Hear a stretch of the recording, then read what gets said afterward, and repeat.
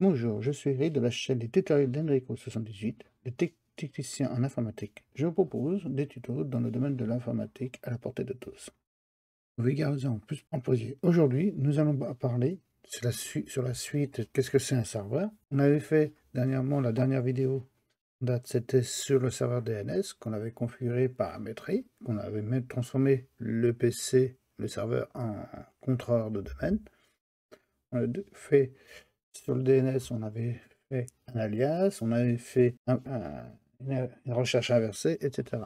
Je vais expliquer aussi. Là, aujourd'hui, nous allons aborder donc sur Active Directory.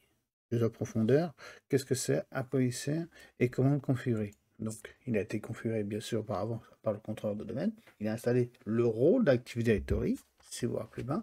Donc, nous allons aborder justement ça. Donc, restez jusqu'à la fin de cette vidéo et je vous proposerai d'autres vidéos sur la même thème qui pourraient vous intéresser. Et avant tout commençons, si vous aimez mes vidéos, bien sûr, je vous propose de vous abonner et de cliquer sur la cloche pour être informé des nouvelles vidéos. Et, et aussi de la suite, qu'est-ce que c'est un serveur, hein, sur plusieurs thèmes de serveurs que je vous ai parlé. Nous allons poser sur le sujet de la création de serveurs, donc comme je vous ai dit, des 5 serveurs, qui sera réparti sur 8 vidéos. Là, on a fait le DNS, on va faire l'Active Directory. Je vous conseille de regarder bien sûr ces vidéos théoriques pour mieux appréhender et comprendre les types de serveurs que vous allez à créer en visionnant les vidéos pratiques et comprendre son fonctionnement. Donc, je veux dire par là, c'est vous regardez la vidéo théorique, la semaine suivante, vous regardez la vidéo pratique, où vous attendez que les deux soient publiés.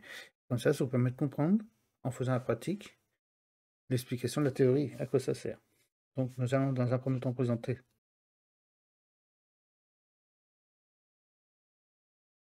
Je vais présenter sur papier la planification des tâches, hein, le tableau, etc. L'adressage IP, etc. Nous avons fait aussi le serveur DNS, Active Directory. Maintenant, ce qu'on va attaquer, on va attaquer directement Active Directory et à quoi ils peuvent servir. Donc, nous allons créer en premier lieu, donc ça c'est le DNS qu'on avait fait, si vous vous rappelez. Non, là ici, celui d'à côté, on avait fait alias, et ici. Et dans la recherche inversée, nous avions créé un PTR qui permet de faire une recherche inversée. On peut en faire d'autres, d'accord? Là, ce qu'on va faire, on va rentrer donc dans Active Directory. Comme vous pouvez voir, il n'y a aucun serveur, aucun utilisateur. Et la première chose qu'on va créer, c'est copier le nom de l'utilisateur du contrôleur de domaine. Comme ça, pour pure sécurité que ce soit, et ça permettrait de mieux sécuriser et de ne pas pouvoir être obligé à chaque fois d'utiliser ce nom d'utilisateur, entre autres. Parce que comme vous pouvez voir, si on regarde bien, on est sur l'utilisateur administrateur. On va créer un nouveau nom, on va copier, vous voyez, il est là, on va dans user, hein, copier le rôle d'administrateur, là où il donne un nom, on va lui donner nous le nom Enrico, d'accord, on va faire suivant, vu que c'est l'administrateur, son mot de passe ne peut pas changer de mot de passe, jamais son mot de passe n'expire jamais. C'est mieux quand même qu'il change, l'administrateur quand même, mais bon, là on va faire pour la démo justement cette mise en place. Sinon, mieux vaut que ça changeait tous les 2 mois, tous les mois, c'est selon la politique qui a été mise en place dans l'entreprise en question. Donc, on va créer un mot de passe. C'est fort, bien sûr, pour qu'il puisse être moins facilement plutôt, paramétré. Et que je ne me trompe pas, je recommence. Pas trop complexe sur cela, c'est juste une démo, mais je vous conseille plus de mettre assez fort. Hein. On va fermer la session et on va l'ouvrir avec le nouveau contrôleur de domaine. Ça sera plus facile. Donc ça nous permettra de pouvoir... là, il va ouvrir son profil. Hein. Je vais attendre un petit instant. Et après, on va pouvoir... Ce qu'on va faire, on va créer des OU. On va préparer les OU. On va créer des noms d'utilisateurs. On va mettre dans les OU. On va créer des groupes globaux. Et ouvrir une session sur un autre PC pour le mettre sur un autre PC. On va mettre le PC dans le domaine en ouvrant une session justement d'un utilisateur qu'on aura créé auparavant. Voilà, là on n'est plus, comme vous pouvez voir, on n'est plus sur administrateur, mais on est sur Enrico.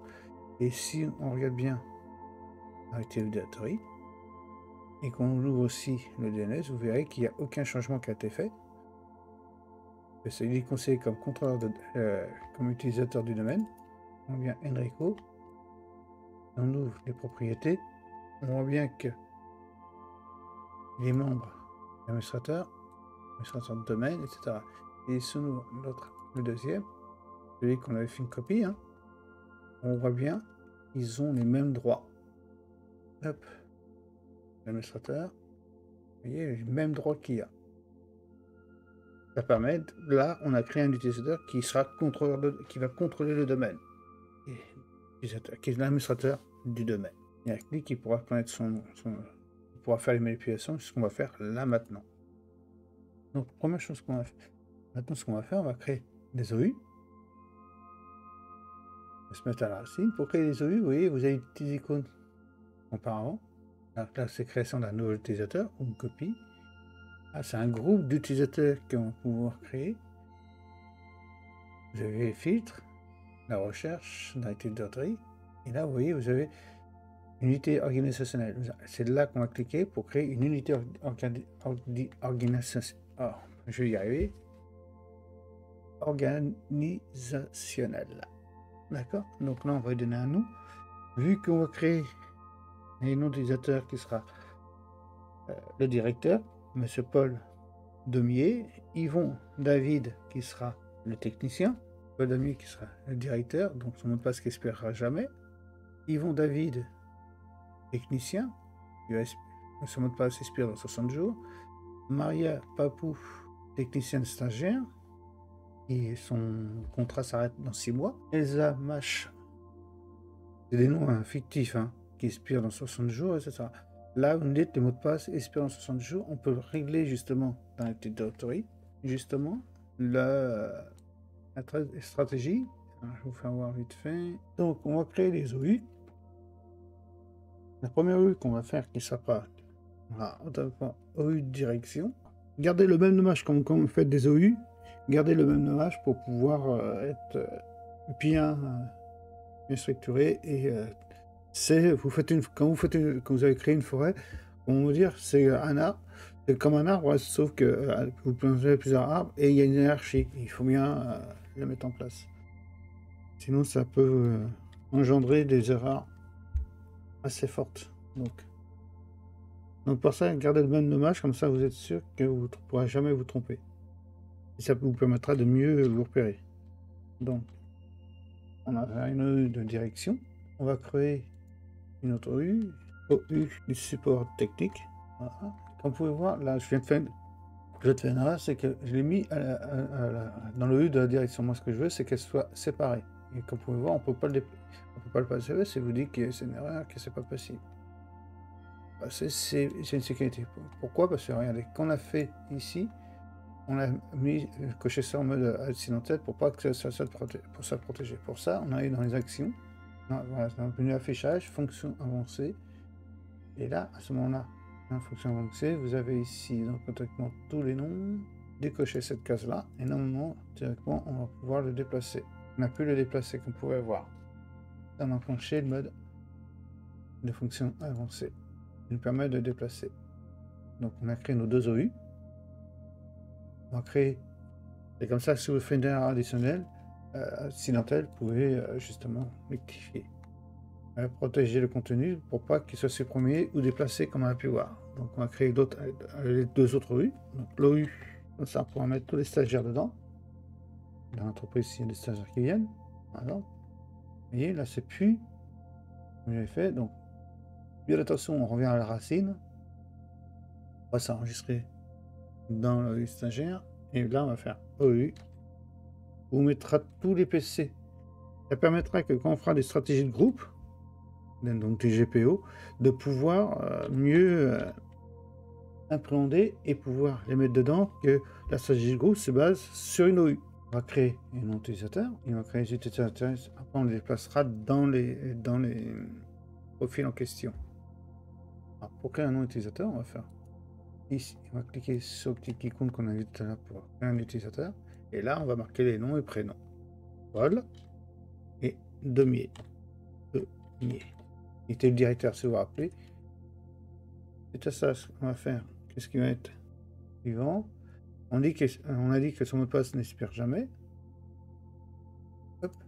Donc s'il n'expire jamais, automatiquement, il n'a pas changé.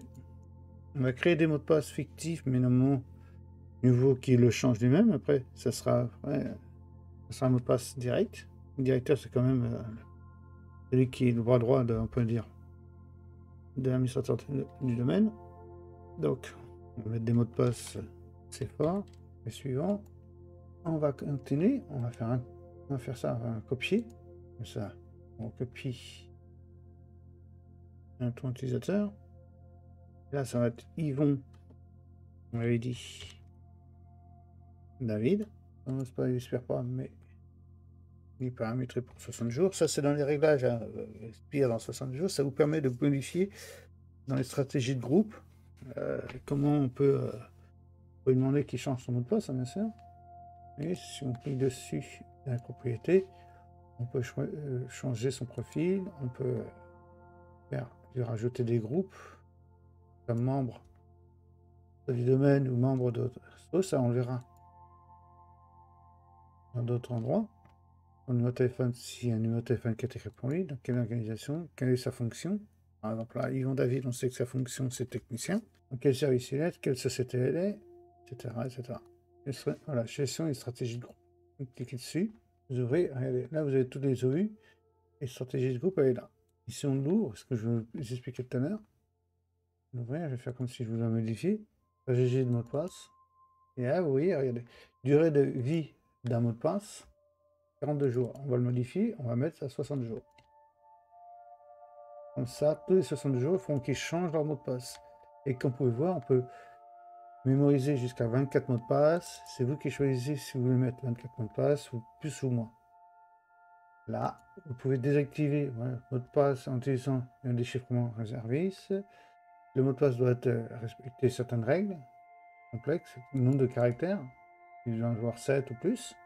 Et c'est là-dedans, dans la stratégie, que vous pouvez faire. Vous créez des stratégies autres aussi pour plus peaufiner, pour entrer plus en détail au niveau de sécurité. D'accord? Donc, on revient dessus, c'est pour ça qu'on pourra faire en sorte que son mot de passe de Yvon, il l'a traîné, et on l'a créé pour Yvon David. Dans 60 jours, il sera obligé de refaire un mot de passe. Passer dans 60 jours, il dira son mot de passe a expiré. On continue, on va faire les autres utilisateurs. Alors, les mêmes, mais sinon, c'est un mot de passe générique qu'on devrait mettre pour que la personne change son mot de passe à prochain redémarrage. La secrétaire, là, c'était la stagiaire. Vous voyez, la stagiaire, on a vu que Maria Papri, c'est une stagiaire, donc elle ne peut pas travailler. Son compte s'expire dans 60 jours. Alors, pour cela, vous rentrez, je vais commencer. Un double-clic ou clic droit, propriété. Et vous allez dans compte. Vous voyez, il y a une date d'expiration. Hop, on choisit. Donc, dans 60 jours, nous sommes le 13 mars. Pardon. 13 mars. Dans 6 mois. Donc là, ça fait 1, 2, 3, 4, 5, 6. Donc, dans 6 mois, donc le 13 septembre. Donc, le 11 septembre plutôt. Désolé pour ça. On va faire le 8. Son compte s'arrêtera, il ne pourra plus travailler après cette date-là. Voilà. Ça permet pour les stagiaires ou pour des contrats, pour des CDD, vous les bloquez. Comme ça, au-delà, il ne pourra plus utiliser son compte, il sera verrouillé. Voilà, ça c'est quand c'est créé, quand les administrateurs, quand ils créent ça, ils ont les informations précises des utilisateurs ou utilisatrices qui vont arriver, pour les nouveaux arrivants. Et c'est là-dessus qu'il peut créer ces règles. Là, c'est générique. Après, comme vous pouvez voir, on peut finir en rentrant dans les paramètres lui-même du utilisateur. Et la dernière, là, c'était Elsa, la secrétaire d'élection. Et là, on va faire la dernière on va faire la technicienne. On va voir, c'est une adresse locale. Avec, on devait créer une messagerie pour se baser là-dessus. Donc là, on a créé tous les utilisateurs, comme vous pouvez voir, qui expirent, sauf pour M. Paul Daumier, qui son compte expire jamais. Et pour la stagiaire qui a un contrat de 6 mois. Donc, bien sûr, son mot de passe va expirer dans 60 jours. Hein. Et là, maintenant, on va créer des groupes globaux. Avant toute chose qu'on va faire, on va déplacer les personnes dans les deux rues en question. La première chose. Donc on sait, tout à l'heure, on a vu que Paul Daumier était directeur. Donc Paul Daumier est dans le groupe direction. Bien, on le déplace. Là, on l'a déplacé. Donc vous voyez, si on regarde bien, il est dedans. Hein. On va déplacer donc les autres. Yvon David. Il y a Yvon David. On avait vu. On avait la stagiaire technicienne Maria Papou. Et Lily Dupont qui est dans... Alors Maria Papou, on va voir. Elle est dans 2 domaines, 2 groupes. Mais on va la mettre à part. Donc ces deux-là, on va les mettre dans le support technique. D'accord. Il y a un peu de déplacer. Maria Papou, elle est stagiaire, malgré qu'elle est aussi dans le support technique. Et Elsa Marche, secrétaire de direction, elle est pratiquement dans la direction. Là, en mettant dans les ordinateurs, c'est tous les ordinateurs qui vont se connecter. D'accord. Donc, on va créer donc des groupes globaux. Pour créer des groupes globaux, vous cliquez ici, vous les allez ici, hop, vous cliquez ici sur groupe, créer un nouveau groupe dans le contenu actuel. Alors, les groupes globaux, ça sera automatiquement. On va créer 4 groupes globaux. Le groupe GL direction, GL support, GL secrétaire et GL stagiaire, où on mettra les personnes qui seront membres de ce groupe global. C'est des groupes globaux, ça nous permet... comment je pourrais vous expliquer ça? J'essaierai de vous expliquer quand on fera une autre vidéo, la prochaine vidéo d'ailleurs, où qu'on fera des stratégies de groupe et qu'on mettra en place toute une stratégie avec des partages de fichiers, etc. D'accord? Donc un GL de direction, donc GL groupe globaux, oui, restez dans le mode lobage. On fera des groupes locaux, mais ça sera plus en profondeur pour autre chose, dans d'autres domaines. GL groupe de direction. Vous voyez, on ne peut pas copier, comme on pouvait faire avec les étateurs. On va refaire la même chose, on fait un autre groupe support. Hein. On crée un autre groupe qui sera GL. Et le dernier groupe. Hop. Qu'est-ce qu'on a dans le groupe global? On va mettre les personnes qui font partie de ce groupe global. Donc le groupe global de rédaction, qui c'est qui est dedans? Vous avez, automatiquement, on va appeler bien. Dans le groupe global, on a Monsieur Daumier. On retrouve, voilà, Paul Daumier. Il a un groupe de direction. Et on va faire maintenant sur le groupe support. Qui c'est qu'il y a dans le groupe support? En tant que membre, on va rajouter ceux qui sont membres de ce groupe. Donc on a Monsieur Yvon David. On peut les faire un par un, comme on peut faire plusieurs. Alors pour se faire plusieurs, vous mettez le nom de l'utilisateur, vous mettez un point virgule et vous mettez le deuxième nom de l'utilisateur. Quand vous avez mis tout, vous cliquez sur vérifier les noms pour vérifier qu'ils les a bien trouvés et c'est fini. Après, ils sont associés. Donc on avait ça, on avait Madame Maria Papon, M.P.A.P.O.U.I,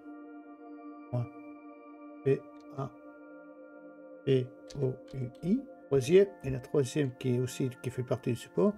Bon, Papouille, c'est la stagiaire, et vous avez aussi Lily Dupont qui était dedans. Donc, elle, Dupont.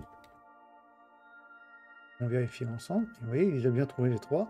Ok, ils sont dans le groupe GL support.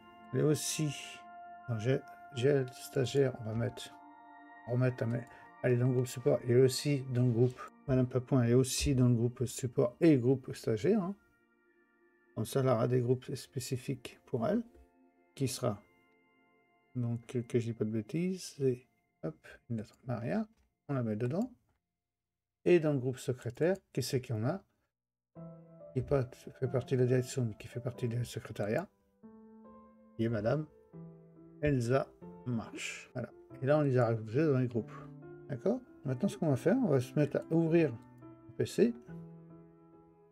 Et là, c'est un PC que j'avais préparé à l'avance. Pardon pour le petit désagrément. Un PC Windows, c'est Windows comme je fais les tutoriels. On va faire, on va garder le nom Et ce qu'on va faire comme si on voulait renommer, sauf que là, on va cliquer sur paramètres du système avancé, aller dans le nom de l'utilisateur, modifier le groupe, on va sortir du groupe et on va mettre le PC dans le domaine. Pour cela, mettre ici, on va regarder déjà si il est connecté au réseau. Hein. Il a une adresse IP.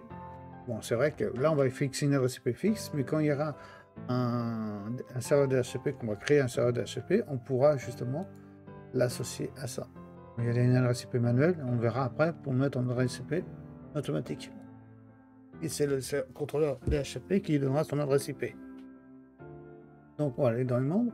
Vous vous rappelez, le membre, le groupe, le domaine que c'était Enrico78 local. Donc on va marquer Enrico78 local. On clique sur OK, c'est comme ça qu'on peut mettre le PC dans le domaine. Alors automatiquement, vous voyez, il demande un nom d'utilisateur et un mot de passe, et automatiquement, c'est le nom d'utilisateur de l'administrateur. Donc nous, on a créé Enrico en question, et on y avait donné un mot de passe. On va marquer pour pouvoir accéder. Voilà, il va vous donner, et à un moment donné, il va nous dire que voilà, bienvenue, vous êtes dans le domaine Enrico, il va automatiquement demander à PC de redémarrer, pour qu'il prenne en compte le changement du domaine. Donc on va redémarrer, exprès. Et en redémarrage, vous allez voir comme quoi que maintenant le PC est plus dans un groupe d'utilisateurs normal. Là, il va basculer automatiquement en tant que dans le domaine, il va être dans l'équipe du domaine. Et on va bien le voir ici. Si on regarde ici, dans tous les computers, vous voyez, il apparaît, il est là, il vient d'apparaître. Et bien sûr, dans le DNS, on va le voir aussi apparaître. On va voir que là pour l'instant il n'apparaît pas, mais au redémarrage, il va apparaître ici, on verra le nom numéro de la machine et son adresse IP qui va apparaître. On va attendre juste que le PC redémarre. Et pas tout de suite, faites un refresh, actualisez la page et vous verrez apparaître le PC. On peut voir c'est sur des PC virtuels. Là, je vous les ai expliqué qu'on mieux déployer pour plus facilement gérer l'ensemble. On va mettre ça sur un PC virtuel. Pour des PC virtuels. Mais imaginez ça, vous le faire dans un PC réel. Donc là, on regarde ici. On va rafraîchir, actualiser la page. Vous voyez, regardez, il est là. Il apparaît bien ici. Là, ici, on voit bien que si on actualise la page, il sera toujours présent. Hein, vous pouvez le voir, il est là. C'est un stationnaire. Vous voyez, il est dans le domaine. C'est le système de sauvegarde, c'est un Windows 10 professionnel, qu'il est membre de l'ordinateur local, etc., etc. Alors, on revient sur le PC. Là, si on clique dessus, on va basculer sur Autre. Et là, on va connectez-vous au domaine. Et là, on va utiliser un nom d'utilisateur. On va prendre par exemple Monsieur Paul Domier. Pour cela, on va marquer le nom d'utilisateur. Donc, P.Domier.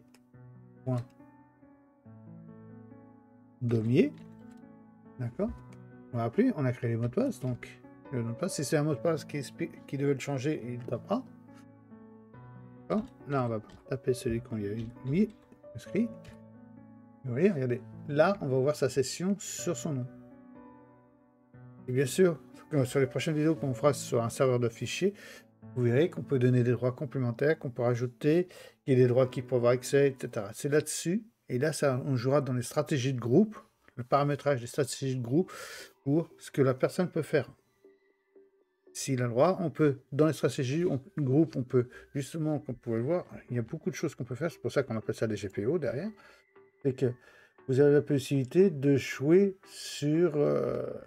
on regarde bien, par exemple, si on prend celui-là, vous voyez les préférences, on peut demander à que la personne ne peut pas changer son mot de passe, on a pu voir sur des mots de passe. On peut... il y a plein de choses qu'on peut faire. Plein. Vous voyez, on peut bloquer certains composants, ou même des... comment je pourrais dire, dans le panneau de configuration, des accès à certaines choses dans le panneau de configuration. Si vous voyez, non, on va attendre qu'il finisse de faire. Si vous voyez bien dans le panneau de configuration, on peut voir certains icônes qui vous permettent de faire des modifications pour personnaliser votre environnement Windows. Là, justement, on peut bloquer à ce niveau-là. Par exemple, regardez sur les gadgets de bureau, on peut demander, on peut voir qu'il ne puisse plus utiliser les gadgets. On peut remplacer les liens, désactiver les gadgets pour plus qu'ils utilisent, restreindre, désactiver. On peut le faire voilà, sur Internet Explorer, on peut le bloquer pour pas qu'il ait sur Internet Explorer ou qu'il utilise une adresse directe ou une page web, pour être précis, etc., etc.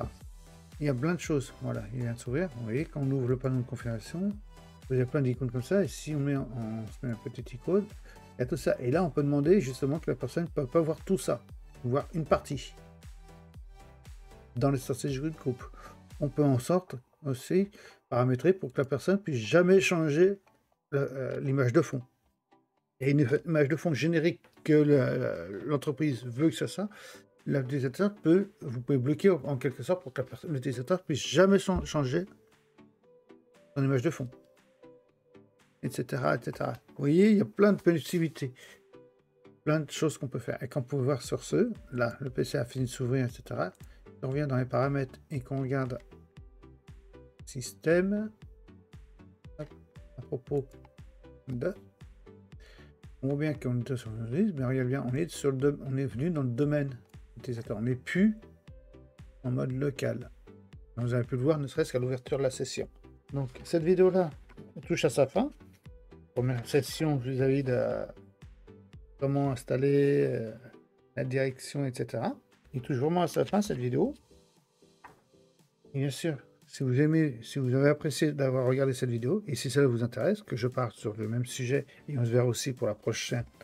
Pour la prochaine vidéo sera exactement sur les serveurs de fichiers, création de serveurs de fichiers, et je vous expliquerai, les stratégies de groupe, la mise en place des stratégies de groupe, etc., etc. Et le partage des connexions, le partage de fichiers, de dossiers, d'avoir un fichier que l'utilisateur puisse pas, par exemple, un fichier spécifique à l'utilisateur, mais que les autres, ses collaborateurs ne pourront pas accéder, etc., etc. Donc, si cela vous intéresse que je parte sur ce sujet-là ou même sur d'autres sujets, hein, dites-le moi dans les commentaires ci-dessous et je me ferai un plaisir pour cela de vous faire une ou des vidéos et pourquoi pas de développer le ou les sujets proposés. N'hésitez pas aussi, si vous avez aimé la vidéo, de vous abonner et de cliquer sur la cloche pour être informé de toutes nouvelles vidéos publiées. Et comme convenu, je vous propose d'autres vidéos sur le même thème, donc la suite qui pourra avoir sur ça et qui pourra aussi vous intéresser. Merci, au revoir et à une prochaine sur ma chaîne pour regarder d'autres vidéos.